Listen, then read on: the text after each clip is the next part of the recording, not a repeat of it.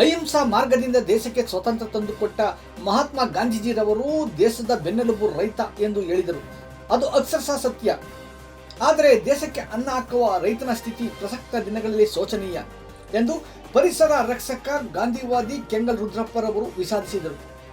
ಬೆಂಗಳೂರು ದಕ್ಷಿಣ ಜಿಲ್ಲೆ ಚನ್ನಪಟ್ಟಣ ನಗರದ ಪ್ರವಾಸಿ ಮಂದಿರದಲ್ಲಿ ಕರೆದಿದ್ದ ಪತ್ರಿಕಾಗೋಷ್ಠಿಯಲ್ಲಿ ಪತ್ರಕರ್ತರನ್ನು ಉದ್ದೇಶಿಸಿ ಮಾತನಾಡಿದರು. ಬೆಳೆದ ಬೆಳೆಗೆ ಬೆಲೆ ಇಲ್ಲ, ಬೆಳೆದ ಬೆಳೆಗೆ ರಕ್ಷಣೆ ಇಲ್ಲ, ಕೈಗೆ ಬಂದ ಬೆಳೆ ನಾಶಪಡಿಸುವ ಆನೆಗಳ ನಿಯಂತ್ರಣ ಇಲ್ಲ, ಬೆಳೆದ ಬೆಳೆಗೆ ನಿಗದಿತ ಬೆಂಬಲ ಬೆಲೆ ಇಲ್ಲ, ಆಳುವ ಸರ್ಕಾರ ರೈತರ ನೋವಿನ ದನಿ ಕೇಳುತ್ತಿಲ್ಲ. ಇದು ನೋವಿನ ಸಂಗತಿ ಎಂದರು. ಭಾರತದ ಪಿತಾಮಹ ಮಹಾತ್ಮ ಗಾಂಧೀಜಿರವರು ನಡೆದಾಡಿ ವಿಶ್ರಾಂತಿ ಪಡೆದ ಕುರುಹು ಆಗಿರುವ ಗಾಂಧಿ ಭವನಕ್ಕೆ ಕಾಯಕಲ್ಪ ರೈತರ ಜ್ವಲಂತ ಸಮಸ್ಯೆಗಳು, ಈ ದೇಶದ ಹೆಣ್ಣು ಮಕ್ಕಳಿಗೆ ವಿವಿಧ ಸೌಲಭ್ಯಗಳು ಹಾಗೂ 16 ಸಮಸ್ಯೆಗಳನ್ನು ಮುಂದಿಟ್ಟುಕೊಂಡು ಅಕ್ಟೋಬರ್ 2ರಂದು ಗಾಂಧಿ ಭವನದಲ್ಲಿ ಉಪವಾಸ ಸತ್ಯಾಗ್ರಹ ನಡೆಸುವುದಾಗಿ ತಿಳಿಸಿದರು. ಉಪವಾಸ ಸತ್ಯಾಗ್ರಹಕ್ಕೆ ರೈತ ಪರ ಸಂಘಟನೆಗಳು, ಕನ್ನಡ ಪರ ಸಂಘಟನೆಗಳು, ಜಾತ್ಯತೀತ ಸಂಘಟನೆಗಳು, ಕನ್ನಡ ಮತ್ತು ಸಂಸ್ಥೆ ಸಾಮಾಜಿಕ ಶೈಕ್ಷಣಿಕ ಸಂಘ ಸಂಸ್ಥೆಗಳ ಬೆಂಬಲ ನೀಡಲಿದ್ದು, ನ್ಯಾಯ ಸಿಗುವವರೆಗೂ ಹೋರಾಟ ಮಾಡಲಾಗುವುದು ಎಂದರು. ಈ ಸಂದರ್ಭದಲ್ಲಿ ಹಿರಿಯ ಪತ್ರಕರ್ತರು, ಬಯಲುಸೀಮೆ ಪತ್ರಿಕೆ ಸಂಪಾದಕರು ಆದ ಸುತಾರಾಮೇಗೌಡರವರು, ಕರ್ನಾಟಕ ರಾಜ್ಯ ರೈತ ಸಂಘದ ಉಪಾಧ್ಯಕ್ಷರು ಅಣಿಗೆರೆ ಮಲ್ಲಯ್ಯನವರು, ರೈತ ನಾಯಕಿ ಅನುಸಯಮ್ಮ ಮಾತನಾಡಿದರು. ಈ ಸಂದರ್ಭದಲ್ಲಿ ಹೋರಾಟಗಾರರಾದ ಸಂಭುಗೌಡ, ಒಂದಾರ್ಗುಪ್ಪೆ ಚಂದ್ರು, ದೇವರಹೊಸಳ್ಳಿ ದೊಡ್ಡೇಗೌಡರು, ನಿವೃತ್ತ PSI ಶಿವಪ್ಪ, ಕೆಂಗಲ್ ಹನುಮಂತೇಗೌಡ, ನಂಜುಂಡಸ್ವಾಮಿ, ಅಳಾಸಂದ್ರ, ಕೂಡೂರು ಮಧು ಹಾಗೂ ಹಲವಾರು ಮಂದಿ ಹಾಜರಿದ್ದರು. ಈ ಗಾಂಧಿ ಭವನವನ್ನು ನಿರ್ಮಾಣ ಮಾಡೋದಕ್ಕೆ ಹಣ ತೊಡಬೇಕು, ಕಷ್ಟಪಡಬೇಕು. ಅದಕ್ಕೆ ನಾನು ಅಕ್ಟೋಬರ್ 2ನೇ ತಾರೀಕು ನಾನು ಉಪವಾಸ ಸತ್ಯಾಗ್ರಹ ಮಾಡ್ತಾಯಿದ್ದೆ. ಇದು ಒಂದು. ಎರಡನೇ ವಿಷಯ, ಆನೆಗಳ ಕಾಟ. ಆನೆಗಳ ಕಾಟ ಹೇಗಿದೆ ಅಂದರೆ ಅಕ್ಕವ್ರ ಊರುವರೆಗೂ ನಮ್ಮ ತೋಟದಿಂದ ಹಿಡಿದು ರೈತರ ಬದುಕನ್ನು ಸರ್ವನಾಶ ಮಾಡಿಬಿಟ್ಟಿದೆ. ಒಂದು ತೆಂಗಿನ ಮರ, ಅಡಿಕೆ ಮರ, ಮಾವಿನ ಮರ ಬೆಳೆಯೋಕ್ಕಾಗಿಲ್ಲ, ಬಾಳೆ ಬೆಳೆಯೋಕ್ಕಾಗಿಲ್ಲ. ಕೆಲವರು ಬಿಟ್ಬಿಟ್ಟು ಗಾರ್ಮೆಂಟಿಗೆ ಸೇರ್ಕೊಬಿಟ್ಟಿದ್ದಾರೆ. ಮೊನ್ನೆ ಇದು ಕುಂಬಾಪುರ 60 ಮರಗಳು ಎಲ್ಲ 2 ವರ್ಷ 3 ವರ್ಷ ಆಗಿತ್ತು ಅಕ್ಕ, ಅದು ಸ್ಟಾರ್ಟ್ ಆಗಿ ಫಲ ಎಲ್ಲ ಸರ್ವನಾಶ ಮಾಡಿದೆ. ಆ ಒಂದು ಹೆಣ್ಣುಮಗಳು ದೇವ್ರ ದೊಡ್ಡಿ ಅಂತ ಅಲೆಮಾರ ದೊಡ್ಡಿ, ಅಲ್ಲಿ ಹೋದರೆ ಬೇಸಿಗೆ ಕಾಲದಲ್ಲಿ ನಾನು ಗಂಡಸರಂಗೆ ಇದನ್ನು ಏನೋ ಅಡ್ಡೆ 2 ಬಿಂದಿಗೆ ಇರ್ತಾ ಅಡ್ಡೆ ಹೊತ್ಕೊಂಡು ಬೇಸಿಗೆ ಕಾಲದಲ್ಲಿ ಬೆಳೆಸ್ದೆ ಸಾರ್. ನನ್ನ ಮಗನಿಗೆ, ನನ್ನ ಮೊಮ್ಮಕ್ಕಳಿಗೆ ಏನು ಕೊಟ್ಟಿದ್ದೀನಿ ಅಂತ ಅಂದರೆ ಅವ್ರು ಕೇಳಿದ್ರು ಏನು ಹೇಳಲಿ ಅಂತ ಕಣ್ಣೀರು ಬಿಡ್ತಾರೆ. ಫಾರೆಸ್ಟ್ನವರು ಅದಕ್ಕೆ ಹೆಚ್ಚಿನ ಗಮನ ಕೊಡ್ತಾ ಇಲ್ಲ, ಏನೋ ಕಾಲ ಕಳ್ಕೊಂಡು ಹೋಗ್ತಾ ಇದ್ದಾರೆ. ಅದಲ್ಲ, ನಾನು ಅದರಲ್ಲಿ ಕೊಟ್ಟಿದ್ದೀನಿ ನಿಮಗೆ 18 ಕೋಟಿ ಸುಮಾರು ಖರ್ಚು ಮಾಡಿದ್ದಾರೆ 5 ವರ್ಷದಲ್ಲಿ. 18 ಕೋಟಿ ಖರ್ಚು ಮಾಡಿದ್ರೆ ಆ ಬ್ಯಾರಿಕೇಡ್ ಕಂಪ್ಲೀಟ್ ಆಗೋದು, ಕಬ್ಬಣದಲ್ಲಿ ಬ್ಯಾರಿಕೇಡ್ ಕಟ್ಬೋದಾಗಿತ್ತು. ಅದಿಲ್ಲ, ಏನೋ ಆನೆ ಹೊಟ್ಟೆಗೆ ಗುಲ್ಗಂಜಿ ಅನ್ನಂಗೆ ಏನೋ ಕೊಡೋದು, ಕಾಲ ಕಳಿಯೋದು, ಈ ಕಡೆ ಓಡಿಸೋದು, ಆ ಕಡೆಯಿಂದ ಅವ್ರು ಓಡಿಸ್ತಾರೆ. ಈ ರೀತಿ ಆಗ್ತಾ ಇದೆ. ಇದು ಆಗಬಾರ್ದು. ಇದು ಶಾಶ್ವತವಾದ ಪರಿಹಾರ ಆಗಬೇಕು. ಒಂದು, ಆನೆಗಳನ್ನ 2 ಪುಂಡಾನೆ ಇವೆ, ಒಂದು 2 ಒಂಟಿ ಸಲಗ, ಒಂದು ದೊಡ್ಡದಿದೆ, ಒಂದು ಚಿಕ್ಕದಿದೆ. ಎಲ್ಲಿರ್ತದೆ ಅಂದರೆ ಸೀಗೆಹಳ್ಳಿ ಮತ್ತು ಕೆಂಪಿಕಟ್ಟೆಯ ಪಕ್ಕ ಇದ್ದ ಬಿದ್ರಹಳ್ಳ ಅಂತಾರೆ, ಅಲ್ಲೇ ಇರ್ತವೆ ಅವು ತಂಗಿ. ಸಾಯಂಕಾಲ 6:30 7 ಗಂಟೆ. ನನ್ನ ಒಂದು ಟೈಮ್ನಲ್ಲಿ 6:30ಗೆ ಬಂದ್ಬಿಟ್ಟಿದೆ ಆನೆ. ನಾನು ನ್ಯಾರೋಲಿ ಎಸ್ಕೇಪ್ ಆಗಿದ್ದು ಗೊತ್ತಿದೆ ಗೌಡ್ರಿಗೆ. ಆ 2ನೇ ಹಿಡಿಬೇಕು, ಯಾವುದೋ ಹಿಡಿದು ಹೋಗೋದಲ್ಲ, 2 ಹಿಡಿಬೇಕು.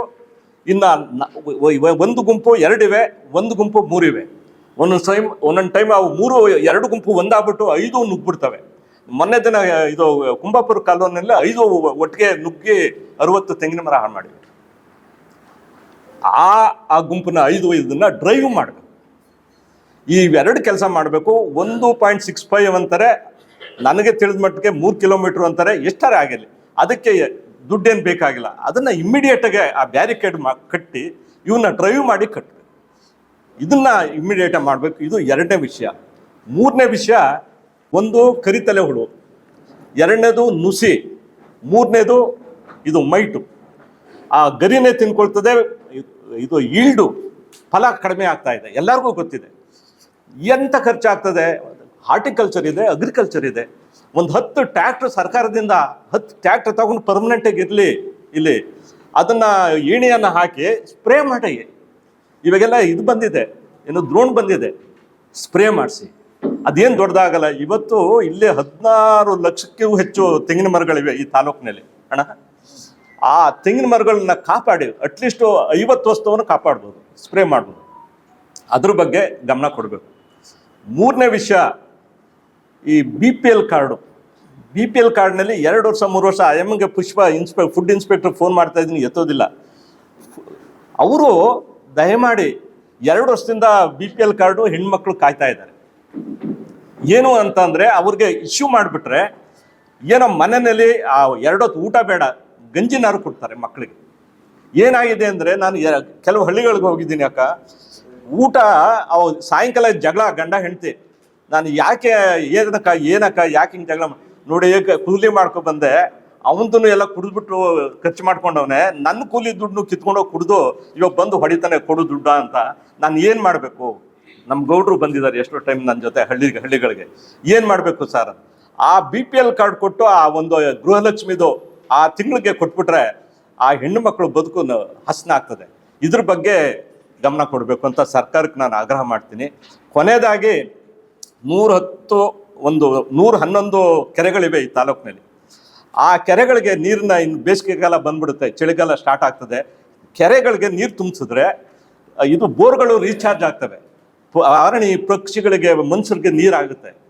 ಬೇಸಿಗೆ ಕಾಲ ಬರ್ತಾ ಇದೆ, ನೀರು KRSನಲ್ಲಿ ನೀರು ತುಂಬಿದೆ. ಈ ಟೈಮ್ನಲ್ಲಿ ಅದನ್ನು ಉಪಯೋಗಿಸ್ಕೋಬೇಕು.